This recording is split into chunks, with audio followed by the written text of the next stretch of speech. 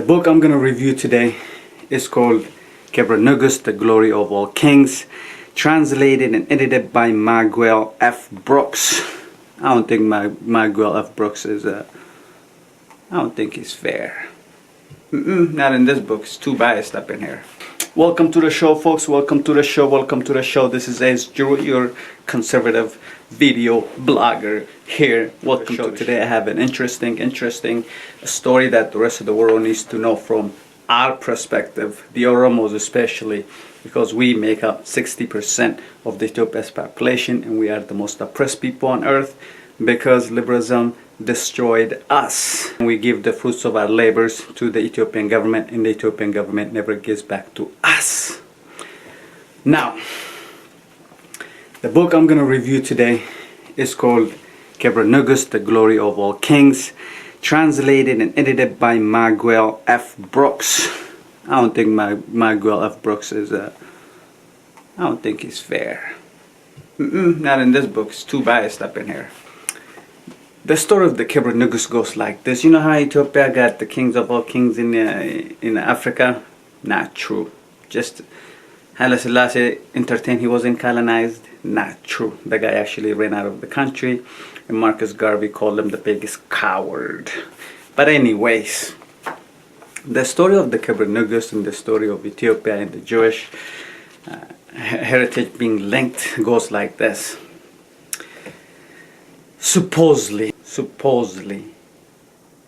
225 generations ago, Solomon slept with this queen of Sheba they call her of Ethiopia, but back then Ethiopia didn't exist. Ethiopia came into play 1931. Before Ethiopia, for about 30 years, we went by the name of Abyssinia under King Menelik. This Menelik king. And this story cooks up the idea that the Jewish bloodlines rules everything south of Israel. Everything Israel and north is going to be ruled by King Solomon. So the Queen of Sheba goes to Jerusalem. Queen meets the king, King Solomon. Yeah, that's what they tell us. She meets King Solomon. Now, King Solomon needs a player. So the king got 600 concubines, and he had 400 queens.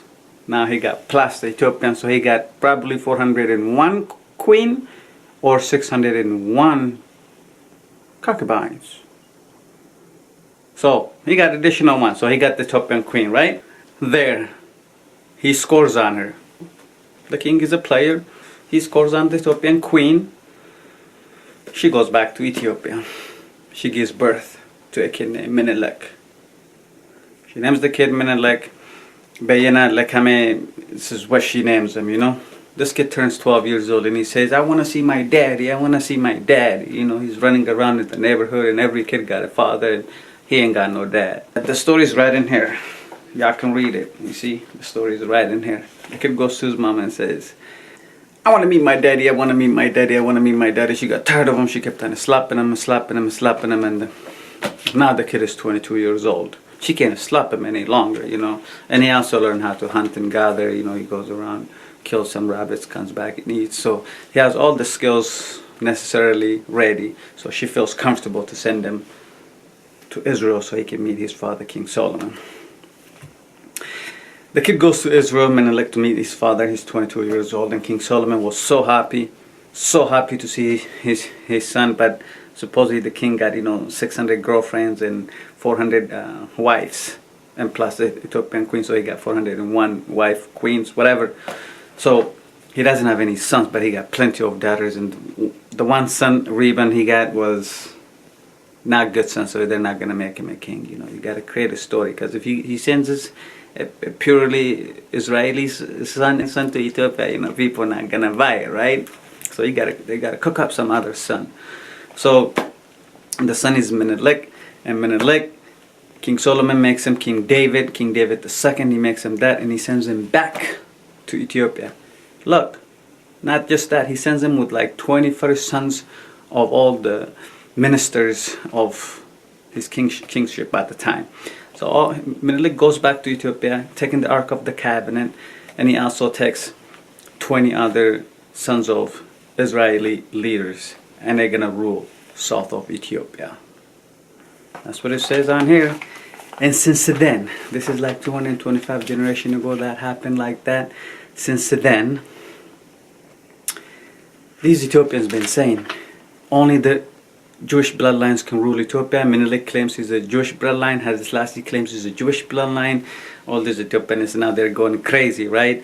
Now we had this Oromo revolution. We're trying to remove this fake Ethiopia thing that brought us so much poverty. But the Menelik and Ethiopians are saying, no, you can't remove that, you can't remove that, you can't remove that. We still got to be Menelikans, and only the bloodlines of the Jewish King Solomon that came 225 generations ago only can rule that. So we're having a lot of headache with that because our people are still in the mind of liberalism that infiltrated and contaminated the whole continent back in 1991 and when they left the colonial back in the early 1950s. It's so sad. 1991, when we got rid of Mengistu, the ruthless killer in Ethiopia, you know, Israel got smart. They said we need labor, we need people that can be a second-class citizens here, and let's go get those Ethiopians that think they're one of us. So they basically had King Solomon operations. Google up, look it up, King Solomon operation. Here, you can look it up yourself with me. King Solomon operation. All these Ethiopians went to Israel back in 1991. 14,000, like it's almost 16,000 in total because other people were not counted. But in 48-hour period or 36-hour period, all these people got shipped to Israel, and now those people are saying, we are suffering, we are second-class citizens, we do dirty jobs in Israel, we are poor, we are immigrant, help us, help us, help us. They always go into tears into their problems all the time. And this is liberalism. Liberalism is destroying folks around the world. People wake up. People of the world wake up from liberalism. Skillinya. Kebra Nagast, this story cannot be that true. It cannot be fact. It can't be this way. Even if it's this way, I don't think there is not that divine moments in there. So, folks, whether you're going to eat up the story as it is, or whether you're going to free yourself up from these things, make yourselves comfortable. Thank you. Peace out.